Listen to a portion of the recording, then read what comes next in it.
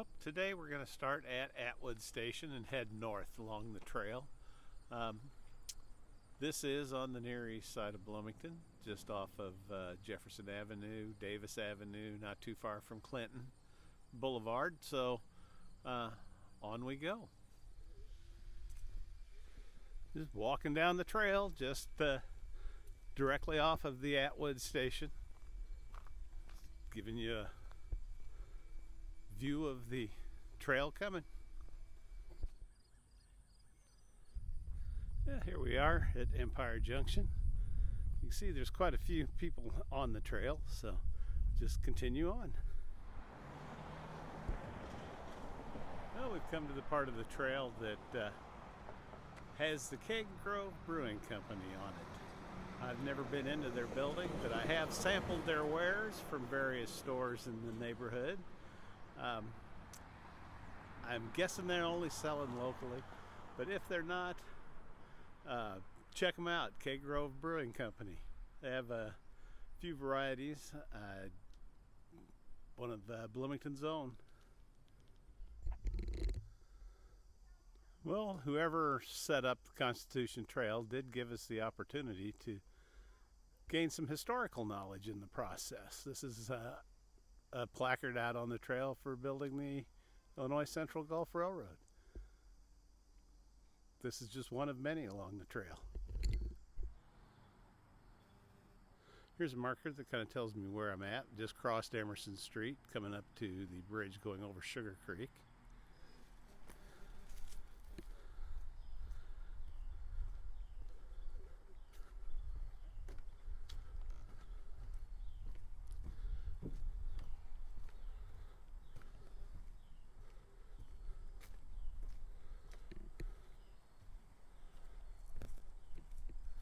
That is Sugar Creek. It's actually a concrete channel now so that it can actually move water out. At the moment there's obviously not a lot in it, but on occasion it fills up rather fast with some of the rains that we have. Well, here we are at Camelback Bridge. I'm going to go ahead and take a journey up to the top of it. It is the historic bridge in the area going across what used to be the railroad on Virginia Street.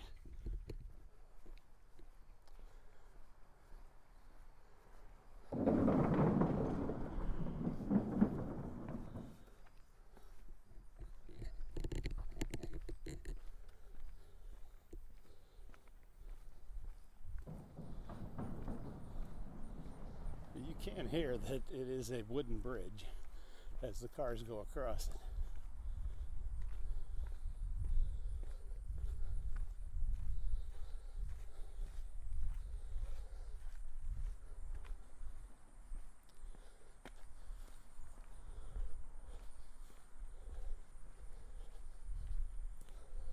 And yes, that is me breathing heavy.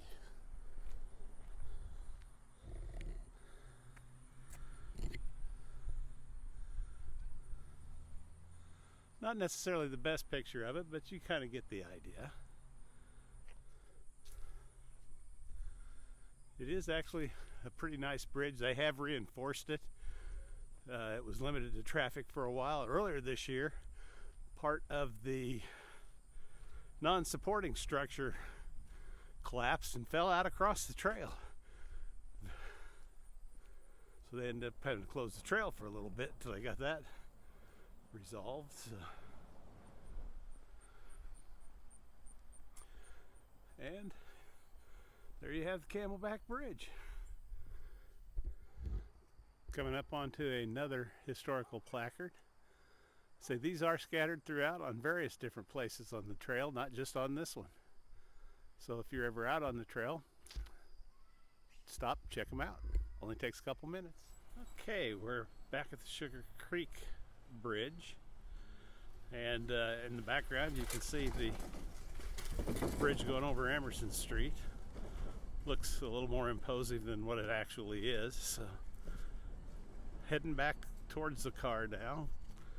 Got well past my halfway point now, so on we go.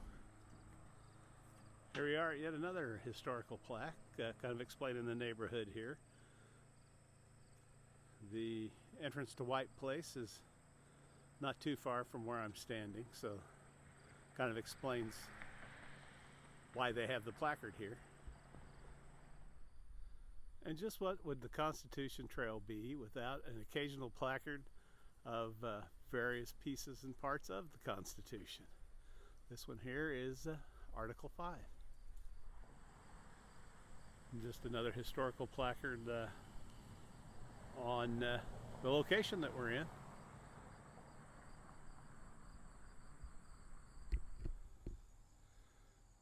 Back at Atwood Station, there's a garden here right adjacent to it. I believe there's a placard up here that actually tells me who maintains it.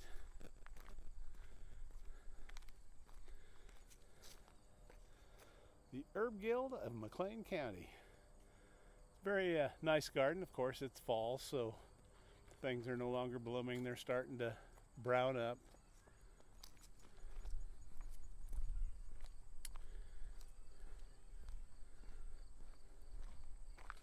And I called this Atwood Station. It's actually Atwood Wayside.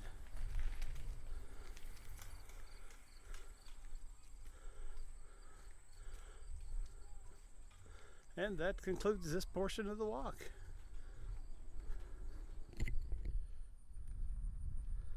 Well, I wanted to make one more stop that's in the neighborhood of the Atwood Wayside.